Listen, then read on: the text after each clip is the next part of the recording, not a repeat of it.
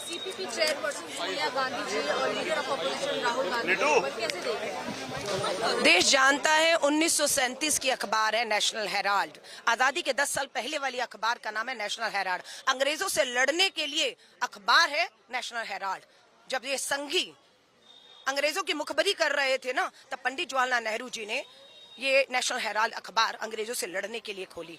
और उसके बाद आज आजादी के 75 साल हो गए। वो नेशनल हेराल्ड तब भी थी, आज भी है, लेकिन कुछ साबित आज तक नहीं कर पाए। 10 साल से इनकी सरकार है, वही नेशनल हेराल्ड, वही कागज, वही पेपर, वही आरोप, वही झूठे, कुछ साबित नहीं कर पा रहे ये लोग। मैं अभी अटल बिहारी वाजपेयी जी के इंटरव्यूज देख कर आ रही हूँ। उस अटल बिहारी वाजपेयी जी के इंटरव्यू में भी जब ये बात उठी थी कि सोनिया गांधी जी पर हमले, निजी हमले, उन्हें भ्रष्ट बताने की कोशिश है, तो अटल बिहारी वाजपेयी जी ने कहा था ये गलत है। मैं भाजपा को कह रहा हूँ, भाजपा के कार्यकर्ता नेताओं को कह रहा हूँ, ऐसा मत करो, नहीं तो ये भारी पड़ेगा। और भारी पड़ा अटल बिहारी वाजपेयी जी को कि सरकार जानी पड़ी। आज नरेंद्र मोदी जी की सरकार है, बैसाखियों के दम पर वो सरकार है, बिहार के नीतीश और आंध्र प्रदेश के नायडू के दम पर है। ये वही नायडू हैं जिन्हें घसीटते हुए भ्रष्टाचार में ईडी लेकर जा रही थी जेल, और फिर समझौते होते हैं, वो मुख्यमंत्री होते हैं और इनकी सरकार बैसाखी पर चल रही।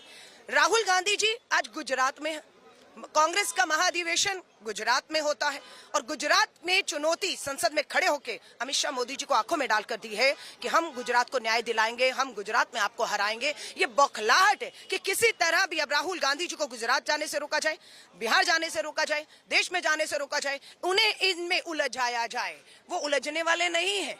और सोनिया गांधी जी की जहां तक बात है, उन्होंने पूरी जिंदगी इस धरती, इस मिट्टी पर उनके परिवार के खून कहें, शहादतें कहें, उनका समर्पण, संघर्ष, त्याग कहें, वो दुनिया के सामने है। वो ना कभी गई हैं कहीं, ना जाएंगी, यहीं खड़े होकर इन तानाशाहों का मुकाबला करेंगी। और राहुल गांधी जी को हम विश्वास सबको है कि पूरा देश का कार्यकर्ता आज देश में एक आवाज पर रात को पता लगा है, सड़कों पर उतर के आया है। इस सरकार को हम झुकाएंगे। वो कोई और होंगे मोदी जी जो आपकी ईडी सीबीआई से डर गए, आपकी वॉशिंग मशीन में धुल गए, आपके मंत्री और मुख्यमंत्री बन गए।